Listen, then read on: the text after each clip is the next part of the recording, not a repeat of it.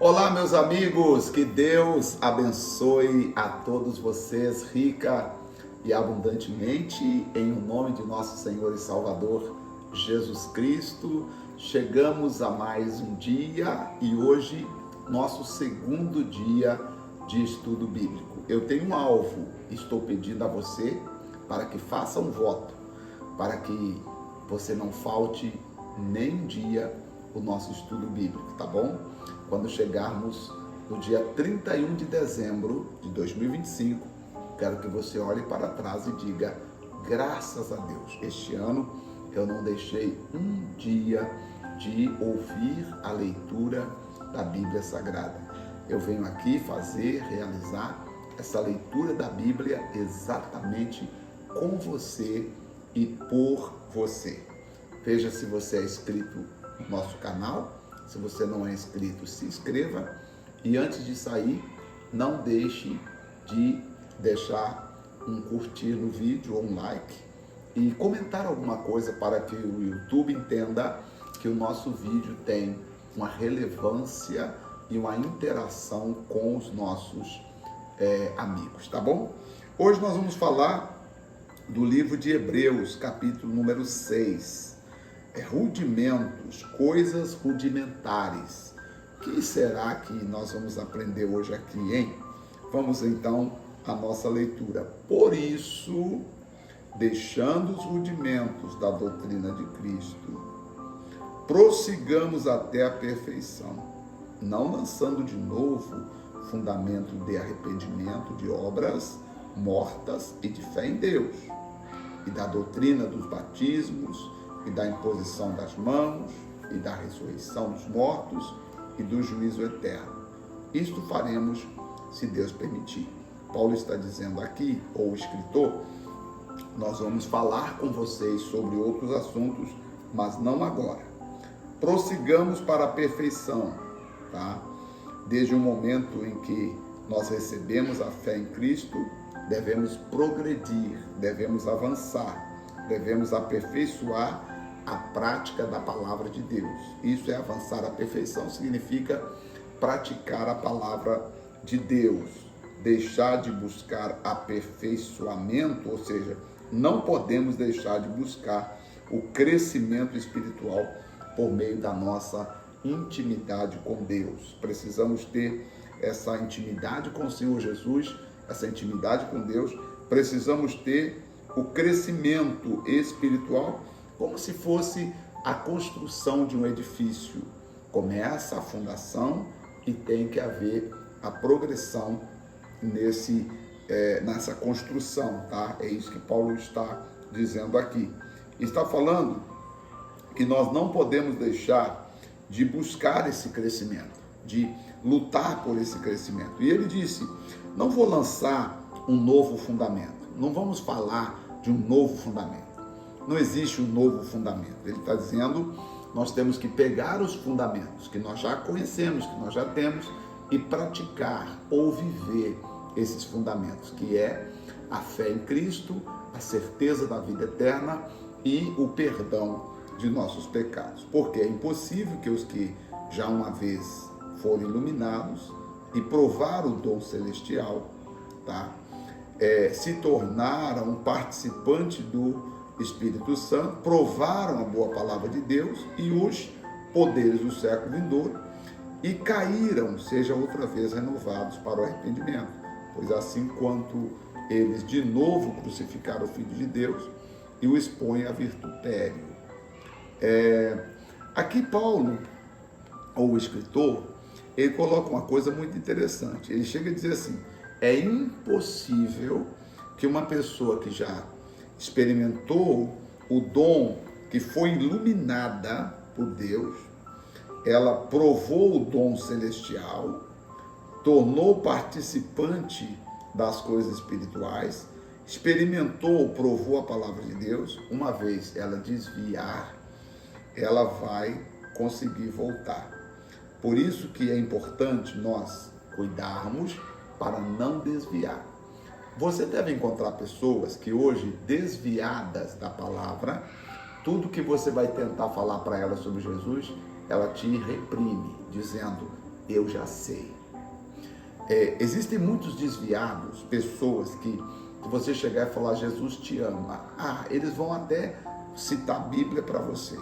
Se você disser, você tem que fazer uma corrente na igreja. Que corrente? Eu não vou fazer corrente, coisa nenhuma. Se você disser a ela, olha, você precisa praticar a palavra. Não, eu já sei a Bíblia de cor. Ou seja, essa pessoa aqui, que o Espírito Santo está dizendo que é impossível voltar, é aquela pessoa que foi iluminada, aquela pessoa que recebeu o entendimento, mas hoje ela abandonou. Ela vai perder o que nós chamamos de sensibilidade espiritual. Uma vez perdida a sensibilidade espiritual, essa pessoa nunca vai querer voltar ao novo conhecimento, voltar ao arrependimento, a se tornar uma pessoa nascida de novo. Diz o texto ser impossível, mas como nós sabemos que nada para Deus é impossível, é possível sim que o Espírito Santo trabalhe. Nós cremos na ação do Espírito Santo, mas o escritor aqui está afirmando que é impossível o desviado voltar. Mas nós temos que trabalhar para trazer essa pessoa. Tanto que aí Pedro, dizendo numa palavra depois, ele vai dizer assim, olha, a multidão de pecados coberto quando você consegue fazer um desviado voltar à fé. Tá? Então, realmente, infelizmente, o diabo quer que as pessoas se desviem, porque o desviado, ele conhece sobre Deus, mas agora ele decidiu, ele não quer mais praticar, ele não quer mais viver com Deus. Então, o diabo vai usar a própria palavra que ele conhece para servir de desculpa para ele não voltar a praticar a fé. E aí existem pessoas que se desviaram porque começaram a andar de lugares em lugares, começaram a se alimentar de vários alimentos e acabaram enfraquecendo na fé e perdendo o amor cristão, perdendo o temor a Deus principalmente. Eu acho que a pessoa se desvia quando ela perde o temor a Deus, porque aí ela não respeita mais nada, ela não respeita a palavra, não respeita o colega, ela não respeita o pastor, ela não respeita os irmãos, e aí, perdendo o respeito, perdeu-se o temor. Por isso, o temor é o princípio da sabedoria. Você pode perceber que toda pessoa desviada, ela geralmente não respeita mais as coisas espirituais. Ela perdeu o sentimento, a sensibilidade pelas coisas espirituais. Consequentemente, ela já não leva mais as coisas espirituais do ponto de vista sério, do ponto de vista que ela realmente deveria estar fazendo. O verso número 8, mas a que produz espinhos? Bom, aí ele está falando aqui. Onde é? Voltando aqui. Ok. Porque a terra em que bebe a chuva, que muitas vezes cai sobre ela, e produz erva proveitosa para aqueles por quem é lavrada, recebe a bênção de Deus. Mas a que produz espinhos e abrolhos é reprovada, e perto está da maldição, o seu fim é ser queimada. Será que você, como uma terra de Deus, você está produzindo erva proveitosa? Você, como filho de Deus, você está produzindo, você é uma terra, correto? Você está produzindo coisas proveitosas ou você está produzindo abrolhos e espinhos? Veja, meu amigo, nós precisamos produzir ervas boas, precisamos produzir erva proveitosa e não produzir abrolhos e espinhos. Existem pessoas que na obra de Deus, elas vivem provocando, produzindo abrolhos e espinhos. Não, nós temos que produzir o bom alimento, temos que produzir boas coisas, temos que produzir sentimento nas pessoas que as leva a amar a Cristo, a servir a Cristo. Só mais uma coisa sobre ser impossível a pessoa que desviou voltar. Tem um comentário aqui muito importante. As muitas interpretações equivocadas deste versículo têm provocado desânimo e tristeza em muitos que estão caídos da fé. É verdade. Tem gente que está caído na fé e fala, mas a Bíblia diz que é impossível voltar. Então, eu acho que para mim não tem jeito. enganado pela ideia de que não pode mais ser restaurado na sua comunhão com Deus, eles se afastam cada vez mais e se tornam fracos espiritualmente. Então, na verdade, esse versículo aqui, gente, não está dizendo que a pessoa que desviou não possa voltar, tá? E aí, você não pode comprometer o seu futuro eterno pensando nisso, tá? Você não pode ir mergulhando no pecado porque você acha que não deve buscar a salvação. A palavra de Deus vai dizer para nós o seguinte, a palavra de Deus diz, buscai o Senhor enquanto se pode achar, invocai-o enquanto está perto. Em outras palavras, Deus, o Todo-Poderoso, não deseja que ninguém pereça, por isso busca aqueles que estão perdidos. Deus busca o que está perdido. Tanto que Jesus disse, a ovelha estava perdida e foi encontrada. O filho pródigo foi encontrado. Então, eu não posso basear minha fé nessa palavra aqui e falar, não, é impossível. Eu não vou trabalhar para trazer os desviados. Mas eu preciso trabalhar para trazer o temor ao coração dos desviados. Para que eles voltem a amar a Deus, a temer a Deus e a respeitar a Deus, tá bom? Continuando então, que tipo de terra é você? A terra que produz a bênção de Deus ou a terra que produz abrolhos e espinhos? E aí Paulo no verso 9, mas de vós, ó amados, esperamos coisas melhores e coisas que acompanham a salvação, ainda que assim falamos. Esperamos coisas boas, coisas que acompanham a salvação, porque Deus não é injusto para se esquecerem das nossas ou da vossa obra e do trabalho, do amor, para com o seu nome mostrastes enquanto servíeis aos santos e ainda vocês estão servindo. Ou seja, Deus não é injusto para esquecer do amor com que vocês têm demonstrado umas pessoas para com as outras. Versículo 11, mas desejamos que cada um de vós mostre o mesmo cuidado para a completa certeza da esperança até o fim. Então, se você luta, tem ajudado alguém, ajude até o final, tá? Se você tem sido bênção na vida de alguém, Paulo está dizendo, faça isso até o final, tá? Para que não façais negligentes, mas imitadores dos que pela fé e pela paciência herdam as promessas de Deus. Então nós temos que agir com fé e também com paciência para herdarmos as promessas de Deus. Vamos agora ao versículo 13. Porque quando Deus fez a promessa a Abraão, como não tinha outro maior por quem jurasse, jurou por si mesmo, dizendo, certamente abençoado, te abençoarei, e multiplicando, te multiplicarei. Assim, esperando com paciência, alcançou a promessa. Paciência significa saber esperar com calma, resignação para suportar os males e perseverança para não desistir. A fé precisa de paciência. A fé precisa saber esperar com calma, resignação para suportar os males e perseverança para não desistir. Porque os homens certamente juram por alguém superior a eles. O juramento para confirmação é, para eles, o fim de toda contenda. Finalizou, fez o juramento e fechou. Por isso, querendo Deus mostrar mais abundantemente a imutabilidade do seu conselho aos herdeiros da promessa, se interpôs com juramento.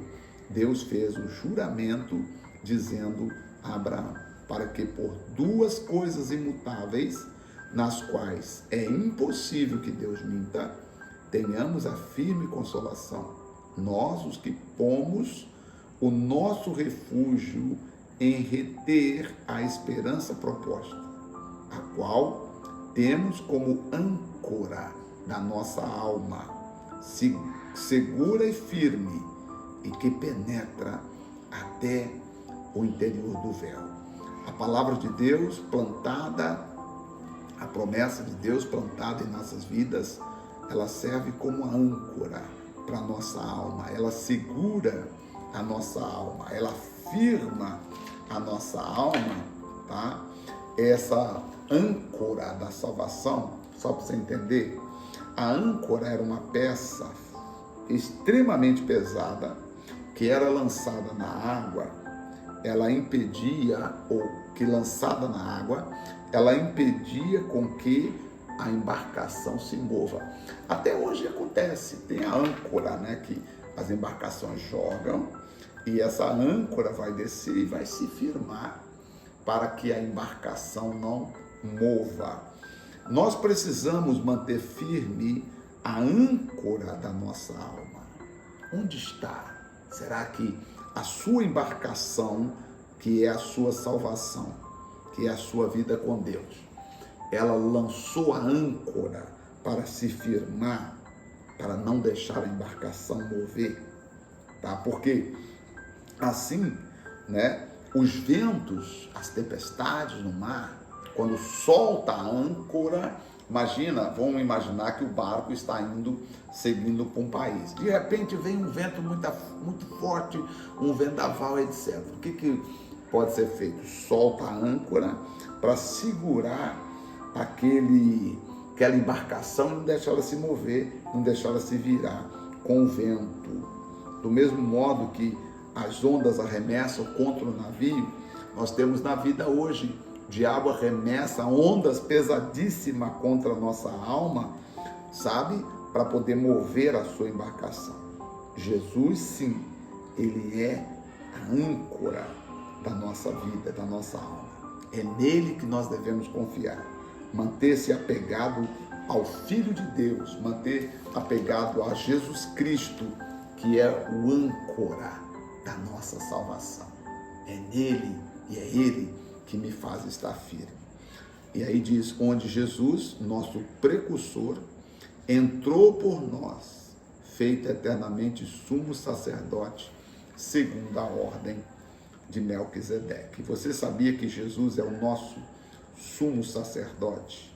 Ele é, volta ao versículo 19, quem ele é, o qual temos como âncora da nossa alma, segura e firme, em que penetra até o interior do véu, para nos segurar. Vocês já ouviram pessoas dizer, eu tenho que estar debaixo da cobertura espiritual de uma igreja, eu tenho que estar debaixo da cobertura espiritual de um pastor. E qual ministério você está afiliado? Porque você precisa de uma cobertura espiritual. Meu amigo e minha amiga, sabe o que todos nós precisamos? Ter Jesus Cristo como âncora da nossa vida. Se ele for o âncora da sua salvação, a sua embarcação espiritual não vai mexer, não vai chacoalhar com os ventos, com as tempestades que vêm no nosso dia a dia. Que Deus nos abençoe e que nós possamos olhar para Jesus como âncora da nossa salvação. Vamos orar? Querido Pai Celestial, em nome de Jesus Cristo, nós temos o Senhor como nosso Deus, como nosso Pai, e Tu és o âncora, ó Deus, da nossa salvação. Por isso e portanto, nós te agradecemos. Estamos chegando ao final de mais uma leitura e te louvamos, porque sabemos que o Senhor está conosco. Tu és o âncora, Tu és aquele que faz firmar a nossa embarcação. Não vamos mover com nada, porque o Senhor é aquele que segura a nossa mão e nos faz andar para frente. Muito obrigado, Senhor. Em nome do Pai, do Filho e do Espírito Santo de Deus. Amém? Graças a Deus. Graças a Deus. Bom, palavra boa, né, gente? Olha, por isso que é bom, não perca, vamos continuar até o final estudando aqui a palavra do Senhor Jesus. Ele é o âncora da nossa alma, o âncora da nossa salvação, tá bom? Deus abençoe e espero você amanhã, no nosso terceiro dia de 2025, estudando a Bíblia com o pastor José Maria. Um abraço e até lá.